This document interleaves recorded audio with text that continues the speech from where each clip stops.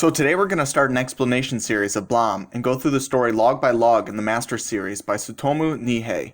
This video series is intended to be straight to the point and waste no time in explaining key plot details and storyline.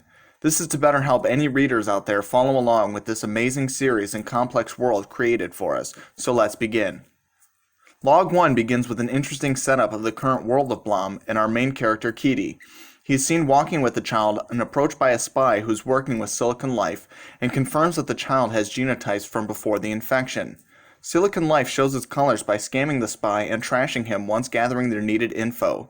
The two Silicon Life hunters ambush Kitty, stealing the child and his graviton beam emitter. Kitty escapes and hijacks some abandoned robot vehicle, allowing him to kill the male Silicon Life person with it, and then flanking the woman and killing her.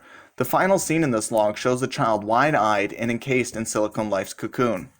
Log 2 shows an ally of Kitty's coming to collect the child for recording of his data. The child has some mutations outside of chromosome 10 and 11, which is associated with several blood cancers called leukemias.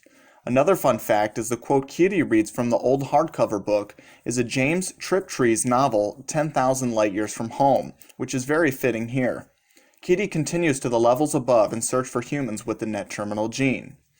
Log 3 introduces us to two more character types, the first being isolated humans who don't even know what the net is and have never seen outsiders. The second is some sort of flying creature, likely a form of Silicon Life.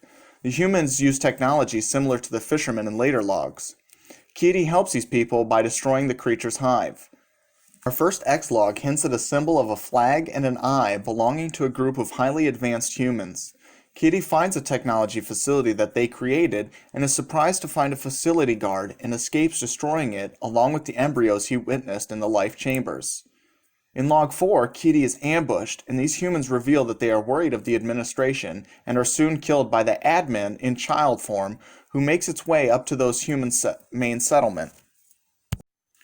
Log 5 continues, showing Kitty stumbling into the wake of the administration's attack. These ghost-faced humanoid hunters are called exterminators. Kitty finds a human who explains the administration, the exterminators, and the builders. The builders are ancient construction machines revived by the administration for reasons unknown. The human also explains their tribe has long forgotten the meaning of the words on their retinal displays. The settlement camp is destroyed by the exterminators. Log 6 has two Silicon Life people show up to the party. The Silicon Life people defend themselves against the exterminators who also want Silicon Life dead. Silicon Life explains the administration doesn't care about humans, even as vermin, and that the admin thinks too differently from Silicon Life people, showing a conflict in understanding and goals between the two parties. Kitty escapes, leading us into the saddest log of the entire series, Log 7. In Log 7, we find out about growth sectors of the expanding city from our friend Kumoi, and from our inquisitive Kitty we find intel of a city called Akima far across a floating bridge. We also find that not all humans in this world see retinal displays for some reason, possibly due to much genetic variation from the time of the infection.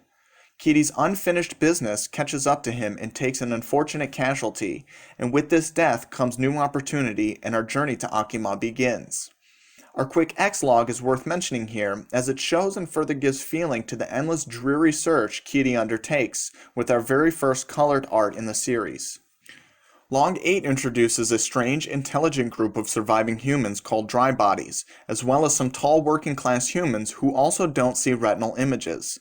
Kitty heads to a location called the Cluster on a transport rig. Yoshio supports the previous fact that the administration on occasion does not care about humans, and this hints that the goals of the administration are bigger than just killing humans. Inside the trunk zone, we hear a bioelectric and the transport gets ambushed by a previously merciful dry body group. We learn shortly why. Escaping the attack of the floating sentinels, Kitty ends up disappearing into the bustle of Bio City and making his way into the workers' entrance.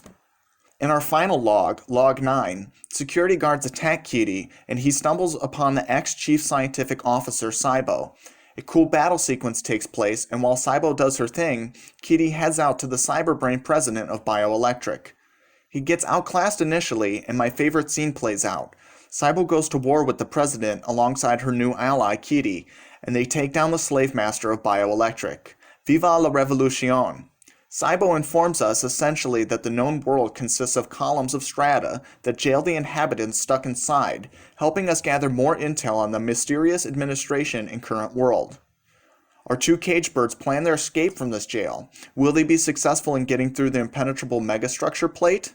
Stay tuned for Blom Master Edition Breakdown Number 2. Let me know your thoughts and questions on Blom in the comments below so I can address them in future videos. Until then, end log.